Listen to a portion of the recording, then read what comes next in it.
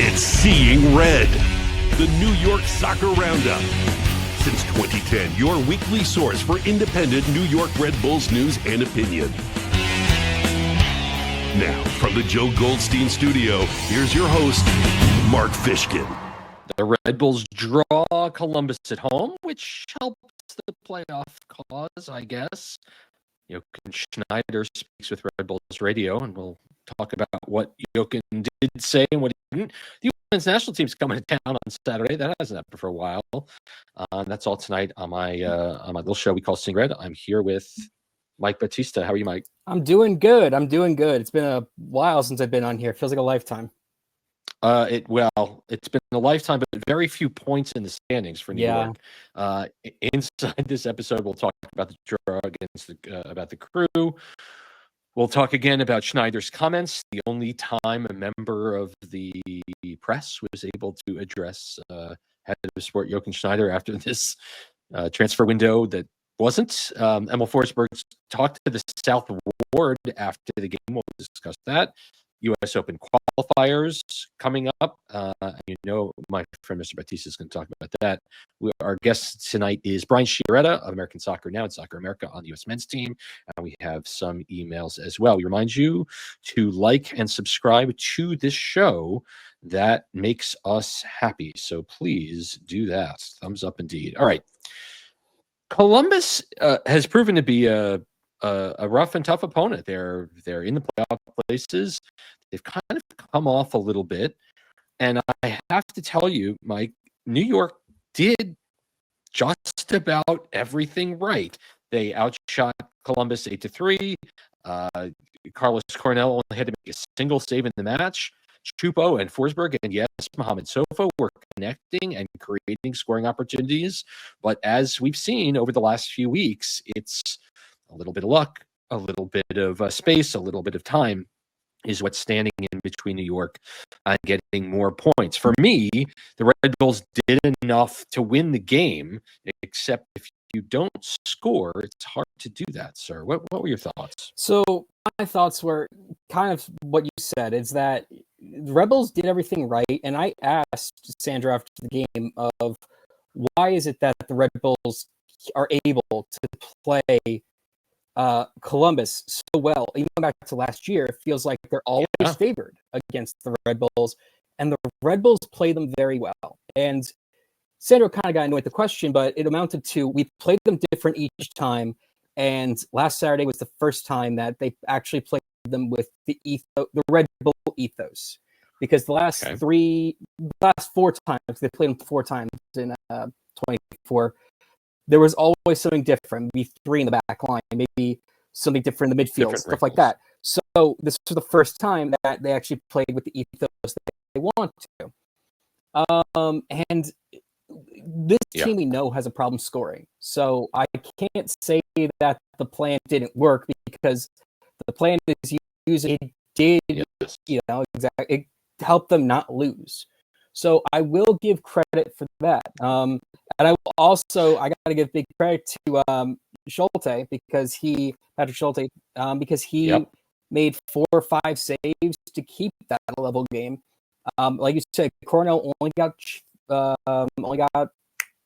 forced, or he only made 1 save. So only had 2. So yeah, we didn't find the back of the net, but when have the Red Bulls found the back of the net this year unless they're playing LA Galaxy? It worked. It's exactly what this team can do. It was interesting to me. Obviously, we've come to expect both Forsberg and Choupo-Moting to be the main players on the team. They scored 3/4 of the goals they relied upon every week. But we did see Raheem Edwards and to a greater extent, Dylan Nealis really get into the play. In fact, Nealis was named to the MLS Team of the Week for his play. You can make the argument.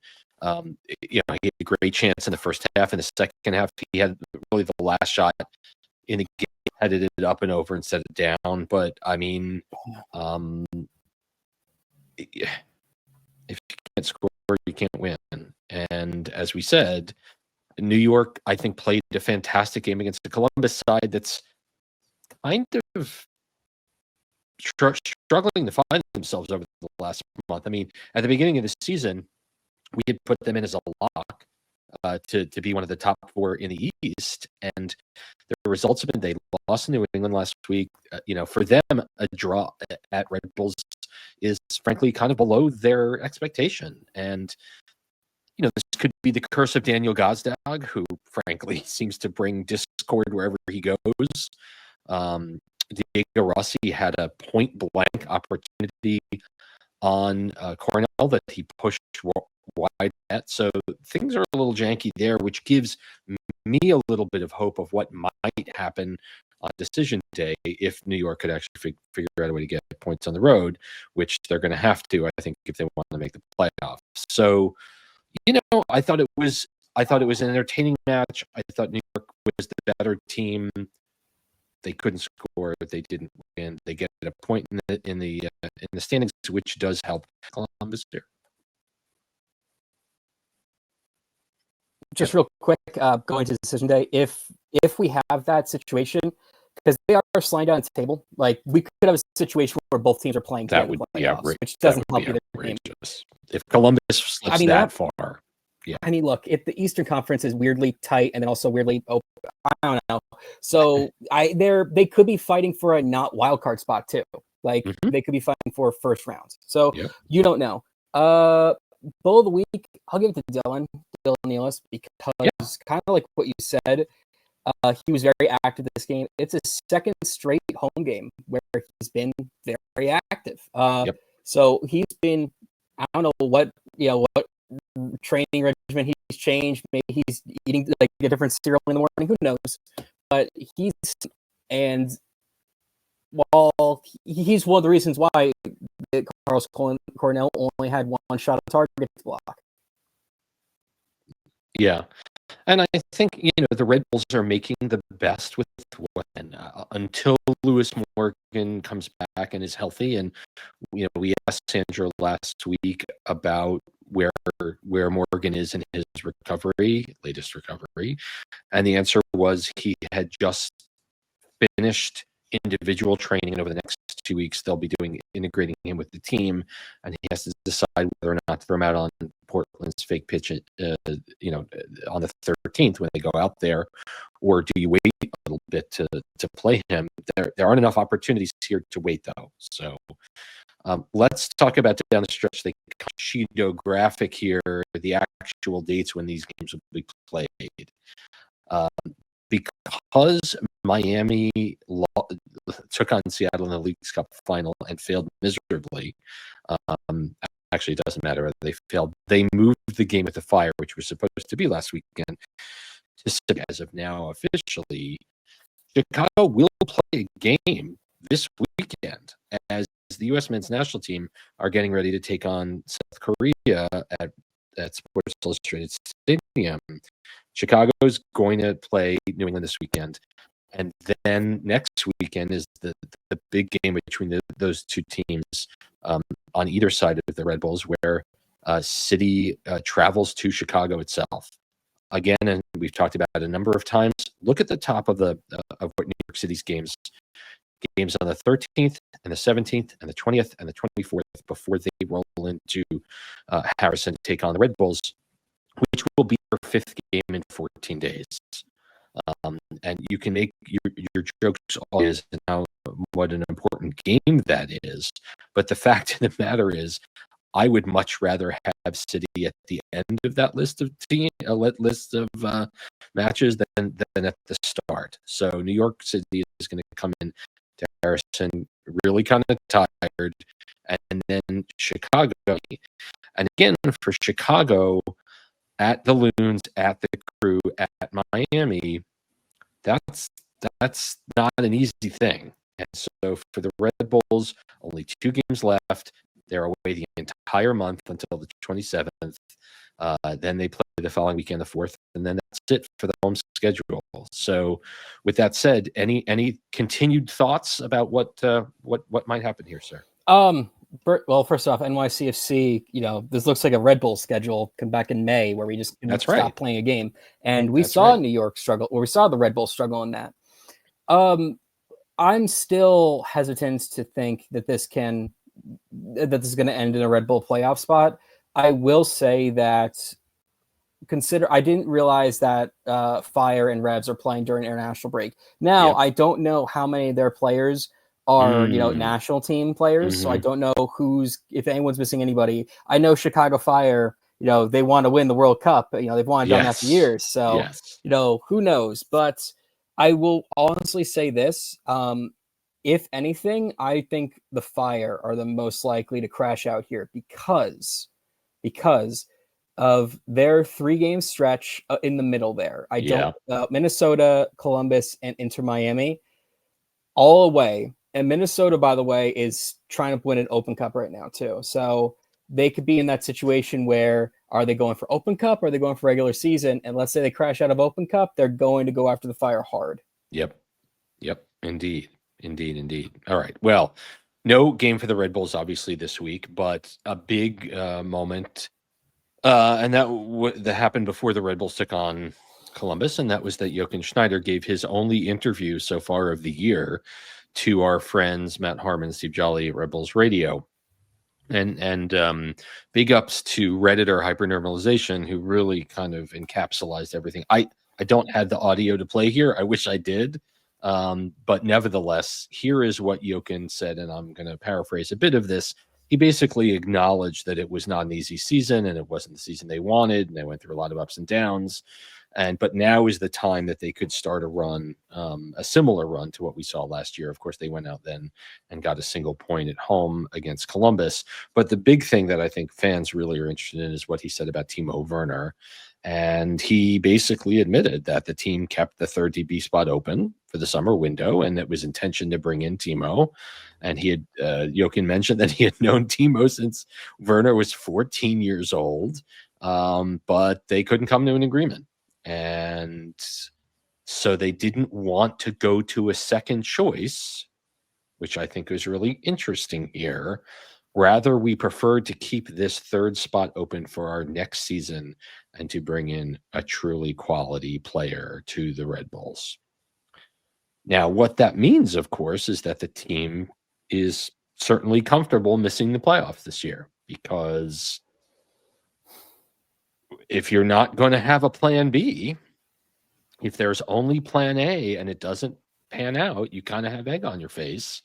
And I think that both Matt and Steve were very, very kind to Jochen, because the follow-up question for me, and I'm not expecting Red Bull employees to ask this, is of the head of sport is, so basically that means that this season is kind of a lost cause because there's no help coming. So you have something to say, Mr. Battista? Yeah, so I want to shout out Metro Fanatic for an article, something they analyzed from this interview. Their article, Herr Schneider Schmidt meets Alfred Luten, which in Google Translate says, Mr. Schneider speaks to ordinary people. I love them. Pretty much they took two of their questions, two of the Red Bull Radio questions on the Timo Werner about how they want to keep the third DP spot open for the going next season. But then on the team's performance, Jochen said, "We know why we're playing this season. Why this season is not as successful as we expected. We are missing a third DP. We are missing the goals and assists of a player like Lewis Morgan." And then Metro Fanatic correctly puts out, "Wait a minute. Schneider has chosen to keep the third DP slot open." But at the same time, he claims that leaving the slot open has a negative effect on the team. So going to your point, yeah, it's like, it is kind of like a surrender flag, and it's kind of hard to. God, I wish I was doing that interview because I would have caught that immediately. But again, we're not going to expect Red Bull employees to do that. But it's just, it's unfair to ask them to do that. I don't understand how Jochen can openly say that and not expect people to call him out. And I don't understand how we can have Red Bull, staff just saying, you need to, what was the word? I think Sandro said, you need to focus on the team. You need to pay attention to the team. People do pay attention, and then they see this, and then they don't have faith on the team. I to paraphrase Sandro's statement. I think he was basically saying that I have to focus on the team that I have, and we could spend our energy being upset that there's no help. But at the end of the day, and Sandro's right, he focuses on the team that he has and he tries to get the best out of it. He doesn't necessarily have an impact on who's coming into town. We did see Gustav Berggren play the last 15 minutes of the game, and Jochen was very excited about what Berggren will bring. They talked a little bit about Caravaggio and why he wasn't signed, and I think Caravaggio's injury tendency played a lot. He spoke about how Caravaggio, obviously couldn't play in the conference final or MLS Cup. Of course, Lewis Morgan has been injured for most of the last 3 years, the majority of the last 3 years, and of course he's here as well. So it'll be interesting what Berggren said on Sandro Schwartz. Jochen Schneider said, it's a great relationship. We don't share the same opinion every day, but we talk to each other every day and we exchange arguments and we support each other to see how much energy he brings in the facility every day, how much he's finding to get results and bring us in the playoffs. Is great to say. Last year things were a little bit easier. This year we need to fight. We believe in ourselves. We know we'll make it. I don't think that there's any doubt that Sandro will be back for a third season here. I know some people have a hard time with that, but again, he's working with what he has. He's working with, two legs of a three-legged attack, and he's been doing that all year. And yeah, I mean, again, it's not the team's fault that you get 9 teams in the playoffs. But a game like Saturday, I think, just really illustrates that the front office has kind of punted on this year because Timo said no, and they didn't have a plan B, and they, I think, are looking to make such a splash next year with the third DP. And I mean, you and I will hold them accountable, sir, if we get to training camp next year and there's no DP. But we know what the third DP is going to be next year. It's going to be Timo. Like they still want to bring in Timo next year, a guy who has pretty much said he doesn't want to be here. I don't know why that. Yeah, I don't know why that changes. Although, as we've seen, they were tracking Berggren for some time. They were tracking Victor Bogac for some time. He said no, and then he said yes. So, other than a fresh allocation of GAM, I don't know what will be different after the new year, but we'll figure it out. After the game on Saturday, Emil Forsberg, as the captain, walked over to Torcida 96, who had a banner in place throughout the entire game. And it's important to note, Torcida is not yet an officially recognized MLS Red Bull Supporters Club. They are buying tickets. They do have their flags. I think they have drums. So they're moving closer to full recognition, or they already have it. And I got it wrong. No, they don't. I'm fine with it. They don't. They had a banner that hung and made waves across the entire MLS sphere saying poor management breeds complacency. And I thought it was really great that Emil Forsberg went over and basically said, we heard from the Capos. There was video that came out that it was just like, it's got to be better. And Forsberg was great. He basically said, we need your support. We need to be aligned. We need to be together. We're going to do this. We're going to get where we want to go. You just have to continue to support us. And I think the message back from Torcida was, we will always support the players on the field, which is, of course, the right answer. But I thought it was a good moment there. You have thoughts on that? My thoughts on that is it's interesting. It's not that any group would hold up a banner. Like we've seen ESC do it. We've seen Viking Army do it. Vikings do it, yeah. That it was Torcida this time. I feel like there's something there, but I don't know what it is. Because like you said, they aren't officially recognized. Yeah. For various reasons. But hopefully they get there at some point. Something that kind of gets me is that I don't know what Emil could say that would pacify them, because just saying, yeah, but you gotta support us through this. I'm like, is that what you want to hear if you're holding up that banner? Like, you gotta support us through it. Like, I don't expect Emil to have the answers after playing 90 minutes. No. But the fact that it's already kind of like, oh, that was a good thing. Like, we got something good out of that. Did you? I don't know. I think having the captain of the team walk over and address the supporters who were holding up a sign saying that we don't think this team is doing enough, I think in itself is something special, because that he didn't have to do that. He could have just walked off the field. And I think continuing to ask for the team's support, I think you're right, Mike. I mean, he can't answer for the front office. He just played a game. He just basically said we have to be aligned. The supporters and the team have to be aligned, and we need your support. And at the end of the day, I mean, if they're members of the Torcida or any supporters group or any fan who says, I'm done, and let's be clear, plenty of fans have said, I'm done.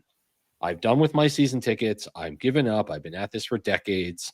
They don't care enough, and I'm giving up. So, your mileage may vary. Look, we can never blame anyone for doing that, because everyone has their own limit, Yeah. So enough said. The 26 Open Cup is kicking off soon. Mike Battista, our friend, has lots of information about about local teams taking part. Is that not right? I do. Sorry, I just had a message from somebody about Open Cup. All right. So, what's going on with Open Cup is that US Open Cup qualifying for 2026 is beginning next weekend. 145 teams entered, and 18 from the New York, New Jersey, metro area, and then one from West New York took part. We have 4 games taking place on September 14th, including Scots American Club. They're 100. They were founded in 1895. Wow. Viking Army has their watch parties and plenty of events at the Scots Club. They're taking part, and they're playing Real Central New Jersey, which is not a real place, but is a real team. Our friend Ira Jersey, but Central Jersey does not exist. They're playing at Kearney High. You got a couple games in New York, Long Island, stuff like that, New York, Penn Cyprian Freedoms. And it's just this really cool moment of, I'm going to try and go to the Kearney game just because. Yeah, why not? It's right down the road for me personally, but also you have a team where they have history that dates back to the first ever U.S. men's national team game of 1916. So you want to go out and support these things, especially because, hey, the Red Bulls aren't in the 2025 one anymore, so you might as well do it, right? Yeah, and the Red Bulls will be in Portland, so even better next weekend. So all the more reason to go and support literally your local. And if you want to read more, I just put out an article on Hudson River Blue about all the local qualifiers, like who they are, where you can find them, the schedule, things like that. Check it out. It's on my Blue Sky. It's on my Twitter, and I'm hopefully going to get on Instagram soon.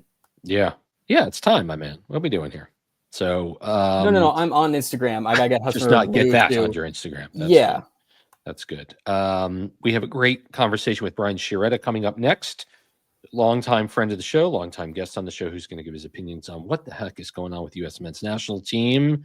I'll be there. Mike hopefully will be there on Saturday, and we hope to see you out there. I'm going to be tailgating early. We got to see Michael Bradley get honored at halftime. Yes. RB2 Red Bulls 2 head coach. Red Bulls 2 head coach. All right. So when we're back, we're going to talk to Brian Sciaretta, so please keep it here.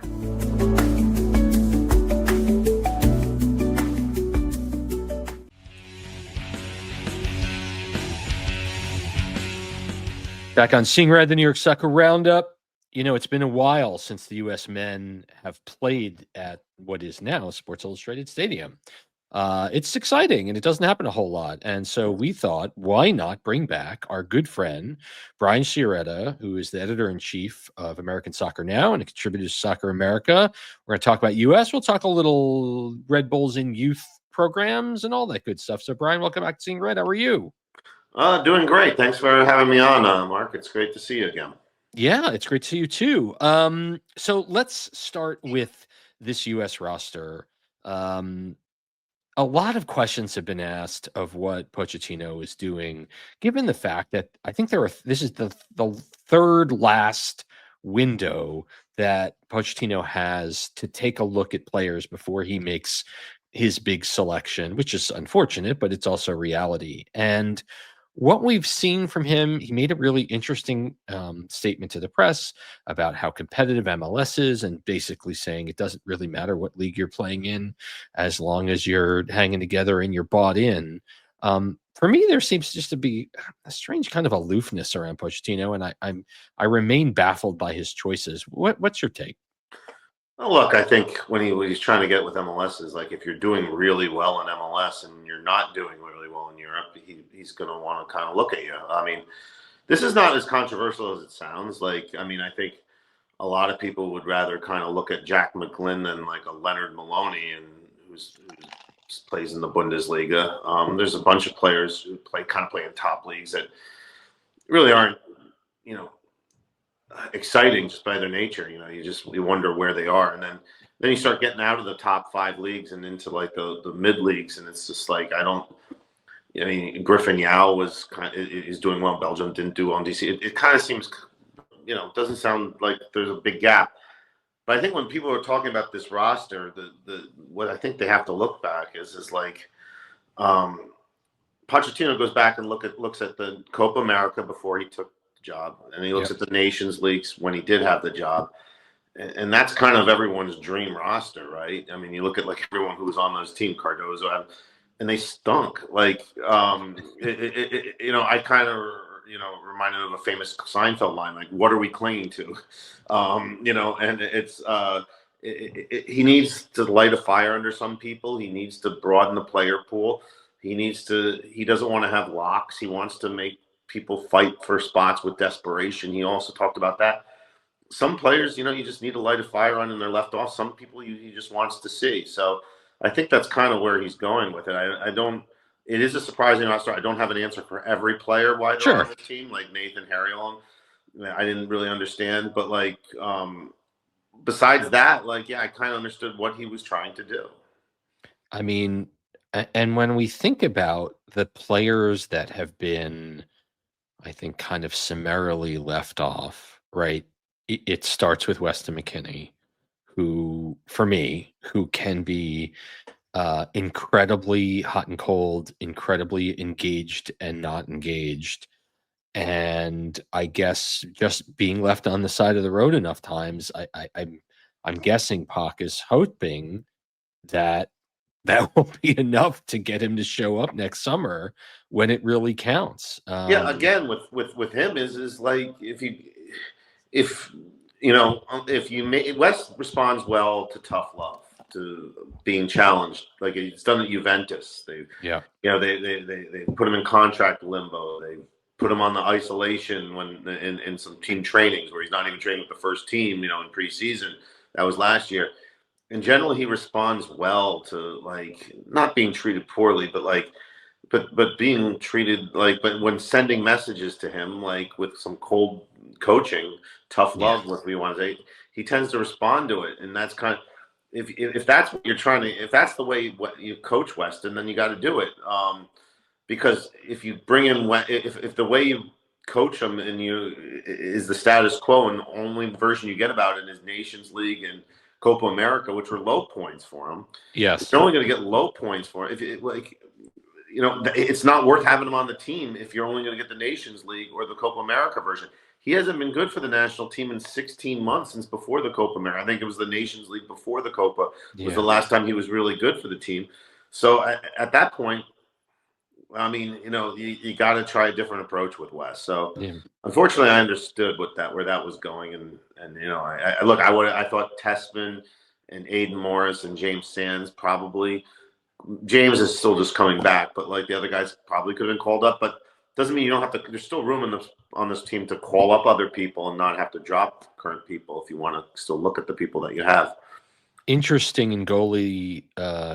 Obviously, Matt Freese really stood out during the Gold Cup. Really kind of threw down a marker. Patrick Schulte, I think, is kind of taking a little bit of a step back. Is there a number one right now with this team, or is it just completely open? Look, I mean, there's no Stefan, there's no Schulte, there's no Turner, there's no Horvath. Like that the last time you haven't seen any of those 4 guys on the team was back in the days of Tim Howard and Brad Guzan. He's turned it up on its head. And look, the goalkeepers had it coming. Like, if you're not thrilled with the options, that you have. You don't have a real, I think what you got to do is really make these people desperate to be in their top form just to make it. I think if Freese has the number one job right now, he's hanging on to it by a thread. Yeah. And he knows he's got to come in and play well. I thought Schulte was good the other night against the Red Bulls. I thought he was actually my man of the match between either team. So, he'll still be in the mix. And, and Turner has to be good in his return to the Revs. I mean, he's handling this the way he can. I think and Celentano I thought has been very good for Cincinnati. Yes. I think they're one goal, they've won a lot of 1-goal games. Cincinnati has, and he's made some big saves in those things. I actually thought this is his best season as a pro. So I think you can't just have automatics. You got to call up the people who are in the best form. I mean, is Freese in the best form right now for New York? I don't know, but Celentano I think is. So I don't know. I think he has a goalkeeping coach that's been with him everywhere he goes. He works with the keepers, so he gets to really look at these people front and center. So I'm kind of curious how it turns out. It's been a long time since Josh Sargent has played meaningful minutes for the U.S. team. He is absolutely lighting it up for Norwich. And I'm just kind of curious if you think that this is the window, perhaps, that we see him take control of the spot. If he doesn't, you got to kind of question whether there's some kind of block when he steps into the national team in the international window. I mean, he hasn't played for the national team consistently for years, but he still played in the World Cup, got 2 starts there. He hasn't scored for the national team since 2019, and we're in 2025, so we're heading up on like 6 years since he scored for the team. So like if he does, I mean, everything's teed up for him right now. He's probably going to play a lot. If you give him this window and next window and he doesn't score, then all of a sudden it becomes like what are we doing here? It's like the leash is not. He's doing great with his club, fantastic. I mean, he could be he's maybe the best forward in the whole championship, and I don't think anyone's close to him. No, but until there's some tangible evidence that he can produce for the national team, you're kind of just hanging on hope, really. And you can't. The leash isn't infinite with him, unfortunately, as good as he has been for his club. So I'm optimistic. I think he'll get it together, but that's kind of where we stand. A very good player, but if he doesn't happen for him this window and next, you're looking at a guy who just, it's just the national team just might be, it just might be a different mental approach where it's all mental, I think, because this is the same sport, same ball. The guy's giving them service, so we'll see. Rebellions are built on hope. Serge Goma was called into the US U20 team, which I think was a surprise for a lot of Red Bull fans who watch this show regularly. I think Serge has done okay in, I think, limited but growing minutes. He's certainly not starting every game, and the goals, certainly the production hasn't been there, as New York continues to lean almost exclusively, for better for worse, on Chupo and Forsberg. What's your take on Goma and what he's going through right now? It's an interesting, he missed so much time. Back when he was really younger before the injury started hitting in waves, I thought he was really going places. Will he ever return back on that track? I don't know. I think there's, he missed so many big years in his development, but if he could get back on that track, you might have something there. I think he was in the window before. I think what's helping with him is Kristen Fletcher's injury to DC United. Fletcher's is a hybrid attacker, wing, forward. Serge kind of is the same way too. That team might have to play with a false 9. They only have bringing in one true number 9 and a couple guys who can play wing, forward. It doesn't look like Kromoski's going to be back with the team. His move to Parma was sealed, so that really dents the 20s and creates another opening, kind of in a hybrid attacking mode, attacking midfield role. So, there is an opening. He has to have a pretty big tent. Marko Mitrovic, head coach, has to have a pretty big cast a pretty big net, because you never know how releases are going to go. And the Red Bulls will release him for this World Cup. So, I think that's kind of where they stand. I think I think that he I don't think he's going to start at the World Cup, but I think he'll get minutes. When and forgive me, when is the U20 World Cup? It starts. It's all during MLS season. It starts, and the first game is the September 27th for the U.S. Okay. And it runs through mid-October, like the last weekend in the regular season. It straddles the October windows in the middle of the whole thing. It's only 5 more games for New York, and I don't think we've seen an immense amount of impact from Goma on the field for the Red Bulls, and so I'm not sure if this is this big of a miss. And look, if Goma's ready to to break out there and make his mark, I think that will be terrific. Get some games, I think it's good, and it's only good things can happen there. So. Before we let you go, Brian, just some thoughts in general on where the Red Bulls stand. I don't know if I know you were there on Saturday night. I don't know if you had heard what Jochen Schneider had basically said to the radio team, which was, yes, we were trying to get Timo Werner, and no, it didn't work out, but we didn't have a plan B, and we were just trying, we'll build it next year, and more to come. Stay with us. Now, obviously, we have nothing but respect for the guys at Red Bull Radio, but he didn't really face an unfriendly crowd of people asking tough questions, although the questions were tough enough. I guess what are your thoughts in general on where Red Bull is now? You've got Dax McCarty calling them out in the press from his spot.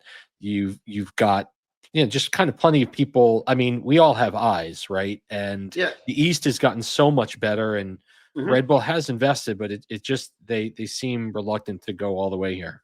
There's so many things, they never seem to have plan Bs. I thought they were scrambling when Amaya left last year. And then they didn't really figure that out. And then they always figure, when Lewis Morgan comes back, then we'll be in a different spot. And and he's always injured, and it's just everything works well on paper. And then and you see with like other real teams in the East, like they can miss a player or two, and it doesn't really because they're so green. They have a good system. Their depth, they're deep. They can kind of make it work. And I mean, for the Red Bulls, it's like when Forsberg and Choupo-Moting aren't there, like it kind of, and then with Morgan always injured, it's tough. There's never good plan Bs with this team, and there is with every other good team. And every team I think in the league is good when they're at their best. But like, how do you win without your best? That's my issue right now. It's like I don't know. I think they might sneak in there. They would require Chicago to basically. Chicago doesn't playing poorly too. They're playing poorly. They've got Miami to come. They've got Columbus to come. They've got City to come. So that's 3 of their 7 games remaining. Of course, they've got 2 games at hand on the Red Bulls. And Miami's melting down as we speak. So I don't know what that team is going to look like. They have I think some Garber's going to have to make some uncomfortable choices there, and I think unfortunately he's going to have to. What an ugly incident, but I think Chicago's got it tough. But then really, I mean, with the expanded playoffs, you can kind of say, oh, we made the postseason, but is a 9th place finish any good? It's like, I don't know. I think that if they can just sneak in. It's not like the Galaxy, which won the title, and now they're some wooden spoon contenders. The Red Bulls, if they sneak in, they went to the finals last year. Sandro's job is still okay. I don't pin as much on Sandro as Jochen. Yeah, I mean, and to be fair, I mean, the last 6 finishes for New York: 6th, 6th, 7th, 4th, 8th, 8th. I mean, it's been since the heyday of the Shield era. It's just been kind of an epic map. And yes, they're not a disaster. They're not like Chicago, who hasn't made the playoffs in 11 years. They're not, but there's nothing that's exciting either. So it's and I like some of the players. I like Edelman. I like Stroud. And when healthy, I like Harper. it's not just the stars. I think they have kind of an interesting core, but especially real good worker bees. But when you get to the postseason, it's about your DPs really more than it is in the regular season. The DPs that's when they step up. That's when they win games. And well, I mean, as we said, if it's not for the DPs, New York would be in a really they get good place. DP production, but they have some good worker bees. But it's just no depth, and it's like it's always like, well, let's wait till Lewis Morgan gets healthy. It's been like that for a while, and it has. Brian Sciaretta, you can read him at American Soccer Now. You can read him at Soccer America. I'll just ask you this real quick in 10 words or less. Like, it feels we're less than a year from the World Cup. I thought it would feel better. Mm-hmm. I thought it would just feel like, I mean, you and I both, I imagine, we haven't talked about it specifically. We both went to games at USA 94. We were much younger and much less gray, but like, this was supposed to be incredible. And maybe it's the country at large, or maybe it just doesn't feel, the apprehension is like, I'm not feeling excited about it, and I should. What do you think? I mean, the team hasn't taken advantage of, they've lost the chance to build momentum, unfortunately, I know it's more than 10 words, but unfortunately the World Cup is about, it's not just the tournament, it's the build up to the tournament, and you got to do well in the build up to the tournament to build up the excitement, and even if they went on a run last year, it'll take everyone by surprise, but it won't be riding a big long wave that kind of is, hit it. So I mean, it's a salvage operation, right? It's just, in so many ways, like, this wasn't what I had conceived of it, but nevertheless, where can folks find you? I'm over at Soccer America and American Soccer Now, and sometimes I pop up at other places too, but nothing too much on the horizon anywhere else. So we'll see. All right. Well, enjoy the match Saturday. Hope to see you there. Yeah, I'll be there. Awesome. For Soccer America, both publications. Awesome. We've got more coming up with your email, so keep it here. Thanks so much.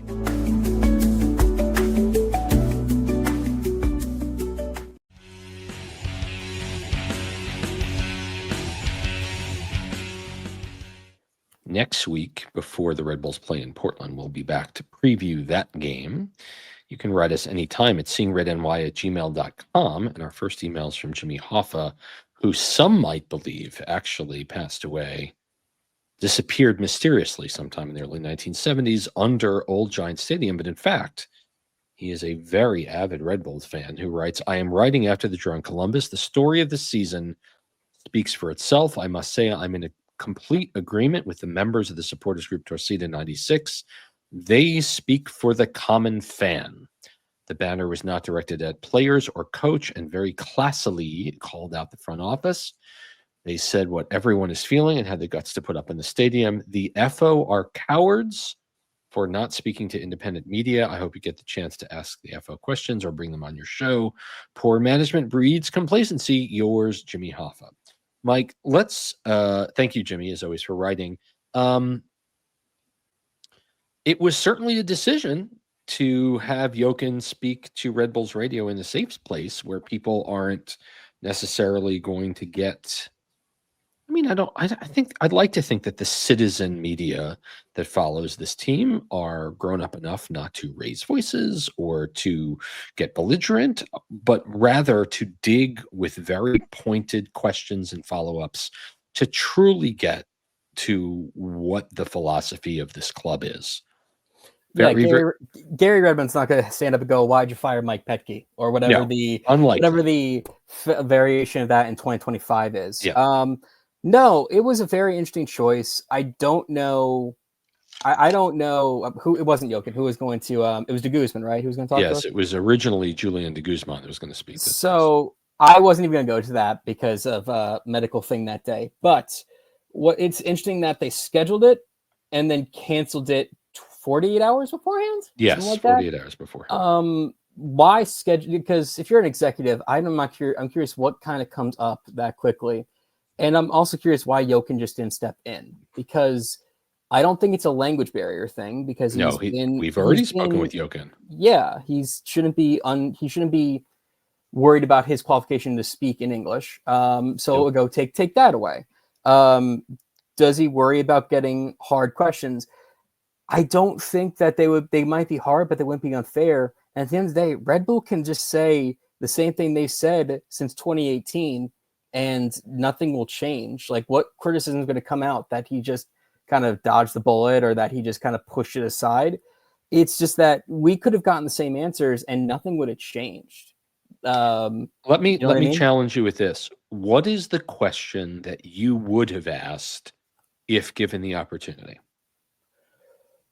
If given the opportunity, I think I would have asked that. Hi, Jochen. First time, long time. Yeah. You talked about, or in last year, when the team lost Omir Fernandez, you made the decision as an organization, as a front office, to look for a replacement. And that replacement was, oh God, why can't I remember his name? He left. He was on loan for Brazil. Felipe Carvalho. Yeah, sorry, just had a brain melt there. That's all right. You Welcome to my world. Bringing a replacement in Felipe Carvalho. This season, the team has lost multiple attacking players, attacking midfielders. Our forwards are either getting injured or they're going on international duty, and the team was not able to sign Victor Bogaj or Timo Werner. Why do you think?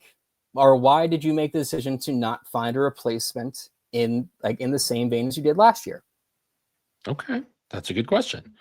My question would have been, Jochen, it is evident that the other teams in the Eastern Conference have invested heavily in their lineups in 2025.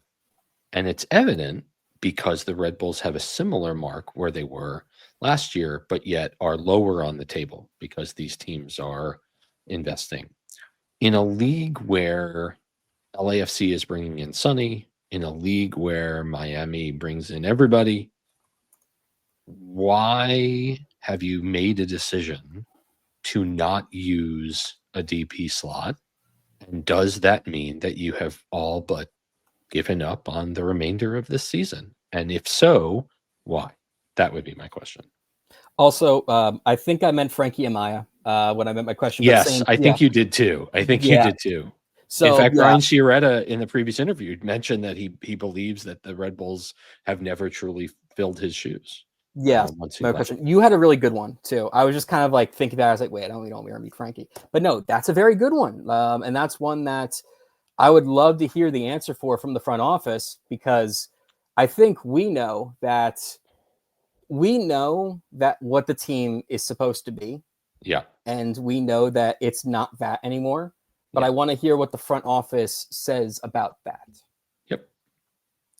The other thing that I would say is my eternal question is Red Bull doing everything possible to win MLS Cup? And if not, why not? It's a pretty simple question. Jeff Cooley has our second email and last email of the day. Hello, Seeing Red. Speaking about the Columbus game, he said the game was frustrating. We outplayed Columbus to a 0-0 draw. With our spot on the table, I can't imagine we close the deal this year for the playoffs. Chicago has 2 games in hand. Only gets 2 points to move above us. We only have 15 points left up for grabs, and we need to gain 5 on City, who also has 2 games in hand to go above them. It's too much to ask, and I'm holding my breath for a miracle. I wanted to talk about Jochen's interview with Red Bull Radio. I thought Jochen was right about the Timo situation.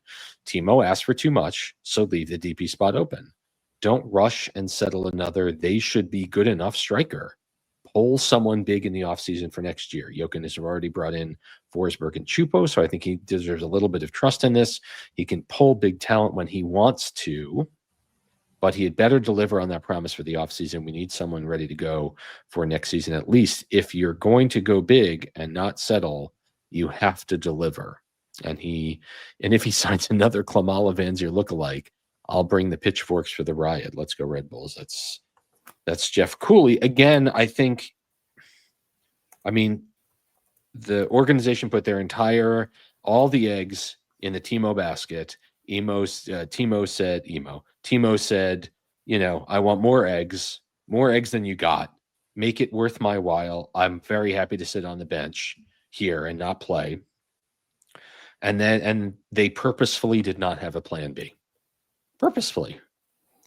Yeah. And so again, if that's enough for you as a fan to say, why am I here? I get it. Try. Do better. Mike, you have any I want to push back on the Klimala thing, because wasn't he the team's leading goal scorer in 2021? You're going to tell me what? And that's wait a minute. I'm not. I'm not defending it fully. I'm just going to say, like, if it's another Dante was another thing altogether. I will say that Klimala, like, for the team he was on, he wasn't that bad, and he was a leading goal scorer. And there was a lot, like, you want to bring up Fabio, that's another thing. That was a worse one. Okay. But like Klimala, I think, all things considered, like, was not that bad. And then towards the end, he petered out. But like, we had some good stuff there for a bit. Dante, like, his first year, he got in trouble for like a whole controversy and then never recovered for it. But no. I'm gonna say there's a little bit of a difference there. Right. To the point of the email, my issue with the whole, I've already spoke about it, but the whole issue with the Timo thing is that, don't shelling out for a guy who you don't think is worth it. That's fine. I'm just still scared they're playing the long game, and then they're just going to sign him in January after he doesn't play a game for Germany for 4 months. Play for 4 months. They wait him out, and then he comes crawling back, and it's like, great, cool. Did you just sacrifice a season so you can get a bargain? Like, that's what I'm terrified of. If they go out in the offseason and they get someone different, and then Timo is just kind of like, doors shut, I kind of will laugh. But I think that will give me more respect for this front office than anything. If they're just waiting him out to get the lower price, then I'm going to be angry. Yeah, and to get someone to come to this team who has resisted and resisted and resisted. Listen, for all we know, allegedly, because we don't know the whole story, they said to Emil Forsberg, hey, your time's running down. You want to go over to the States for a little bit? And he said, great. That sounds awesome. Yes, let's do that. Yeah. That's the kind of player we want. And he's made it. He's made it. And he's been terrific. He's been terrific. Yeah. And not I want more money. I want more money. I want more money. Because let me just tell you, if they either open the bank or he lowers his demands and he comes and he goes the first 10 games without scoring here after turning us down right in the middle of the summer, I mean, come on. You want ugly? That's going to be ugly.